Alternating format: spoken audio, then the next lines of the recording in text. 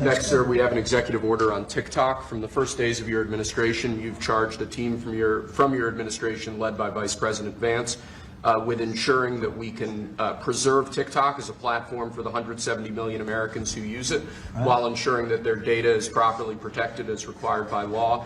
With this executive order, you will be effectively bringing into effect the agreement that will save TikTok and ensure that it can operate safely and securely. So this is interesting because I had a very good talk with President Xi. A lot of respect for him. Hopefully he has a lot of respect for me too. And we talked about TikTok and other things, but we talked about TikTok, and he gave us the go-ahead. You know, it's run by American investors and American companies, great ones, great investors, the biggest. You don't get bigger, I don't imagine. And maybe I'll have JD. JD was very much involved and in charge of it.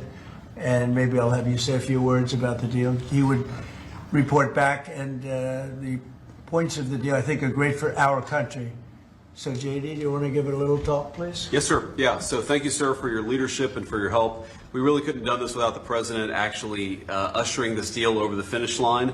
There was some resistance on the Chinese side, but the fundamental thing that we wanted to accomplish is that we wanted to keep TikTok operating, but we also wanted to make sure that we protected Americans' data privacy as required by law, both because it's the right thing to do, but also because it's a legal requirement of the law that was passed last year by Congress. So we think that we were able to do that. Of course, we're going to keep on working at it, but this deal really does mean that Americans can use TikTok, but actually use it with more confidence than they had in the past, because their data is going to be secure and it's not going to be used as a propaganda weapon against our fellow citizens.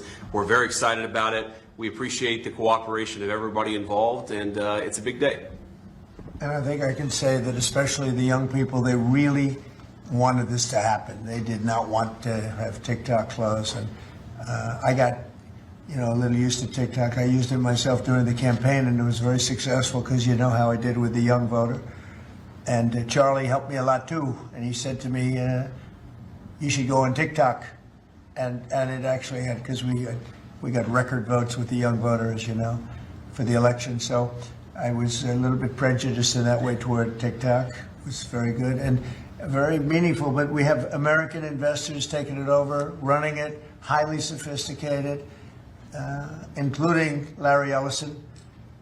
And Oracle, I guess, is going to play a very big role in terms of security, safety, and everything else. So we have very good controls. And literally, I would get a call from friends of mine who were fathers of young people saying, could you do me a favor? Could you get it approved, please? My son is driving me crazy. So we're getting it done, and they have a big audience, and we have great American investors. And here's your final copy. TikTok. Maybe if you want, we could take a couple of questions on TikTok, and then we're going to get onto something completely different, okay? Yeah. Mr. President, Jeff? Mr. Vice President, you mentioned that China was resistant. Can you describe where China is now? Are they fully on board with this? They're on board, yeah. I spoke with President Xi. We had a good talk. I told him what we were doing, and he said, go ahead with it. On the algorithm, it's still being leased coming from China. Are you satisfied that there's no security concerns? Yeah, I am. I really am. It would push disruptive. The biggest reason is that it's owned by Americans. It's, and very sophisticated Americans and people that love the country, and very smart Americans too. So they don't want anything like that to happen. Yes, please. Thank you. Is there any operational relationship with Chinese entities or staff to execute the deal? With who? With the Chinese. I don't think so. Not that I know. No, this is going to be American operated all the way. And great respect for President Xi, and I very much appreciate that he approved the deal, because to get it done properly, we really needed the support of China and the approval of China.